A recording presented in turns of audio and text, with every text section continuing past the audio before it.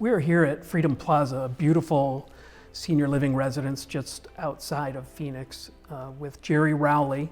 Jerry is a member of our greatest generation, and he has graciously agreed to share some of his personal history with us about his time in World War II as we recognize Veterans Day. So thanks for being here today, Jerry. Oh, you're welcome, sir. Can you tell us a little bit about when you first joined the service? Yes, I signed up, enlisted on the 29th of October 1942 as an aviation student. I was called active duty in January of 43 and went to Morningside College for a little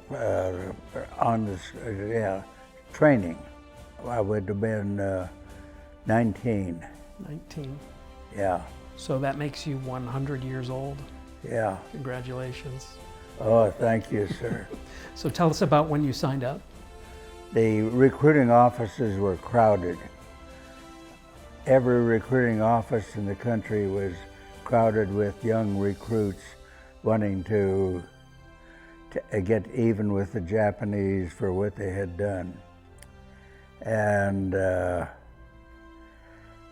became an aviation student, later an aviation cadet, went to pre-flight at San Antonio, Texas, and then down to primary flight school in Vernon, Texas, flying the old PT-19. I was in line to go to England, and for some reason I was pulled out. Me and about 10 other crews were pulled out and sent to the Asiatic Pacific Theater of Operations, China, Burma, India, and into what was then known as combat cargo.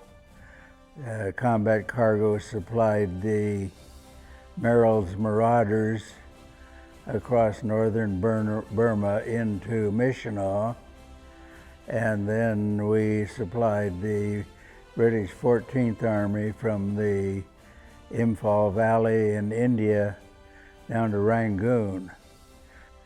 I never had a bullet strike, and the closest I came to any problem like that was the British had driven down from the Irrawaddy River to a little town, to a town called Maiktila.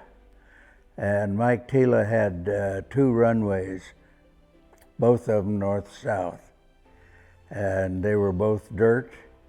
I got down there one time and landed, offloaded, went around to the other runway to take off, and the Japanese were lobbing mortar shells over to that runway. So what did I do? I didn't check the magnetos. I just poured the coal to it and took off, scattered. I was frightened, to say the least. It's a hell of a thing to say, but World War II is one of the best things that happened to me in my lifetime. First of all, I came back. That was important. Second thing was I learned to fly, and I flew for 41 years. So that was really important to me. Do you recall what you were doing at the time you heard about the Pearl Harbor attack? I lived in Cheyenne, Wyoming at the time, and it was a beautiful day. Summer day, hot sun, had my 4-passenger convertible. I had the top down, riding around downtown listening to the radio and heard the news. And that crashed the world for us. You've had some remarkable experiences in the military.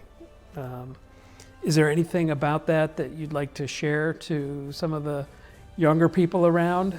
My thoughts on the whole thing are very simple, I think. I look back at my career and what I did, and I'm proud of it.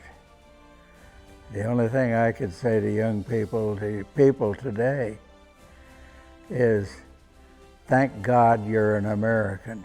Be thankful for that. And do everything you can to help her. And that's the way I feel about it. That's my advice to them.